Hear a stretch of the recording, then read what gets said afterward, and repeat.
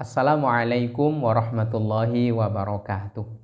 Bismillah walhamdulillah Tsumma salatu wassalamu ala rasulillah Habibina wa qudwatina Muhammad ibn Abdillah Wa ala alihi wa ashabihi wa mawalah Wa man tabi'alah ila yaumil qiyamah. Seorang ayah yang begitu lugu dan tulusnya mengajarkan tentang ibadah kepada putra-putrinya. Ilmu yang diserap adalah dari kiai kampung dulu waktu masih tinggal di kampung semasa remajanya. Menimba ilmu dari kiai kampung, kiai langgar istilahnya, begitu senang. Lalu ilmu yang diserap disampaikan kepada anaknya. Di antara materi yang disampaikan adalah tentang wudhu sebagai syarat yang mutlak untuk keabsahan ibadah sholatnya. Nah, sang ayah menyampaikan kepada sang anak, "Nak, Bapak dulu ngaji kepada kiai kampung, kiai langgar. Beliau menuntun Bapak agar usai wudhu tidak usah diusap dan dikeringkan menggunakan handuk. Biarkan menetes dari muka, biarkan menetes dari tangan, dan biarkan menetes sampai kering dari kaki." Sang anak yang berpikir kritis dan kekinian kemudian bertanya kepada sang bapak, "Ah, masa begitu? Nampak jorok, Pak. Kalau dihanduk kan nampak bersih." Nah, karena penasaran, maka sang anak bertanya kepada saya, "Ada apa sebetulnya? Kok tidak boleh? Apa benar tuntunannya demikian?" Nah, kaum muslimin, muslimat yang dirahmati Allah, mari kita bersama-sama pelajari bagaimana para ulama menuntun kita agar supaya ibadah kita sampai pada kata sempurna. Tentu sempurna ukuran kita, bukan sempurna ukuran Nabi, para wali, para kekasih Allah, bukan. Sempurna ukuran kita. Nah, kalau kita rujuk dalam hadis riwayat Imam Muslim, Nabi Shallallahu Alaihi Wasallam menuntun kita agar kita berwudu karena berwudu itu akan menghapus dosa-dosa kita. Tiap kali air yang membasuh muka lalu kemudian menetes dari muka kita 1, 2, 3, maka sehingga tetesan akhir akan membawa dosa-dosa kita, luntur bahasa kita. Tangan pun demikian, kaki pun demikian. Tiap kali Nabi Shallallahu Alaihi Wasallam menyebutkan membasuh anggota wudhu, beliau selalu menutup dengan kalimat ma'a akhiri qatril ma'. Dosa itu terbawa hingga akhir tetesan yang menetes dari muka, tangan, dan kaki. Hatta yakhruja naqiyan minadh-dhunub. Sampai orang yang berwudu itu benar-benar bersih dari dosa-dosanya. Karena dosanya telah dihapus. Dosa tatkala memandang dihapus tatkala luntur, ikut tatkala membasuh muka. Yang dilakukan tangannya luntur pula tatkala membasuh tangan. Luntur pula tatkala membasuh kaki yang berdosa itu. Nah, lalu bagaimana? Mari kita simak bersama-sama di dalam kitab Al-Muhadzab. Di dalam kitab Al-Muhadzab disebutkan wa yustahabbu, dan disunnahkan alla yunashifa a'dha'ahu min balalil wudu'i. Seseorang yang berwudu hendaklah tidak mengusap anggota wudunya yang masih basah itu dengan semacam handuk. Dengan tisu sama saja. Mengapa? 5 waradat.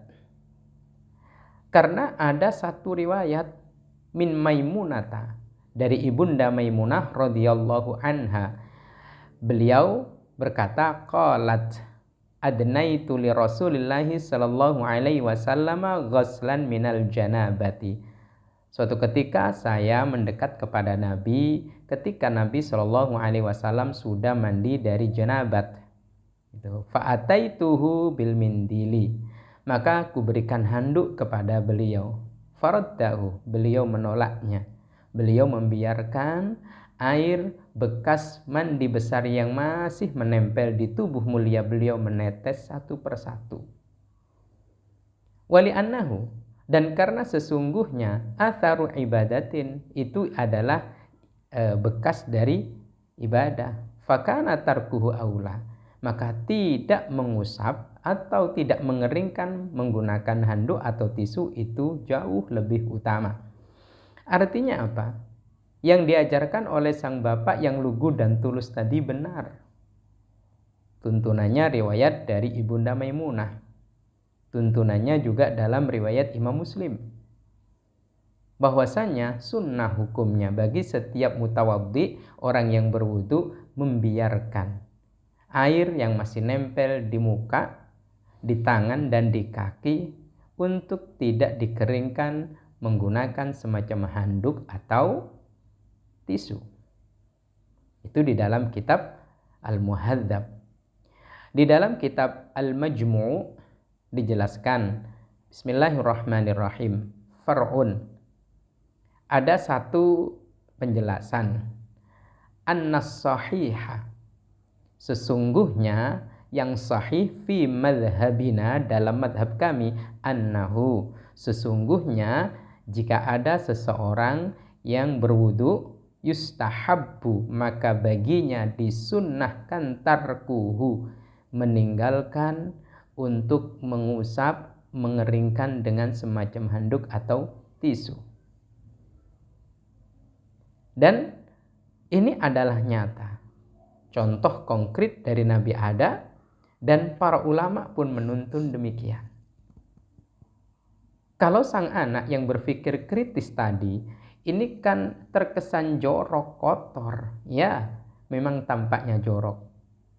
Tapi itulah satu rahasia. Bahkan ada seorang kiai yang menjelaskan setiap tetesan air yang mengalir lalu menetes dari muka yang sudah dibasuh oleh basuhan wudu, tangan dan kaki, itu menjelma menjadi malaikat. Lalu malaikat itu membacakan istighfar, memintakan ampun kepada Allah atas segala dosa-dosa orang yang berwudu. Bayangkan kalau itu sampai 10 tetes, berarti menjelma menjadi 10 malaikat. Dan ketika dihanduk, maka itu semua menjadi hilang. Maka mari kita laksanakan sunnahnya. Usai wudu, biarkan. Kering karena menguap, kering karena menetes. Dosa-dosa habis, lalu kemudian Allah Subhanahu wa ta'ala mewujudkan itu dalam bentuk malaikat yang memintakan ampun kepada Allah untuk orang yang sedang berwudu. Nah, tentang jorok kotor, ya, Nabi SAW saja kalau makan lalu kemudian jatuh makanannya, belum lama beliau ambil kok. Orang mengatakan jorok, ya sudah. Ini Nabi SAW yang mengatakan berpotensi ada berkahnya. Beliau mengulum jari jemarinya setelah mengkonsumsi makanan. Orang mengatakan jorok, oh ya sudah. Kita yakin bahwa apapun yang dilakukan Nabi pasti baik, pasti mulia, dan itu pasti sesuai dengan wahyu Allah Subhanahu wa ta'ala.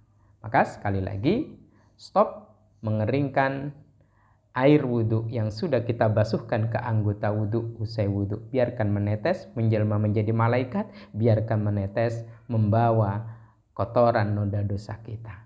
Semoga bermanfaat dan semoga Allah memampukan kita untuk mengamalkan sunnah ini. Amin, amin, Allahumma amin. Wallahu a'lam bishawab. Assalamualaikum warahmatullahi wabarakatuh.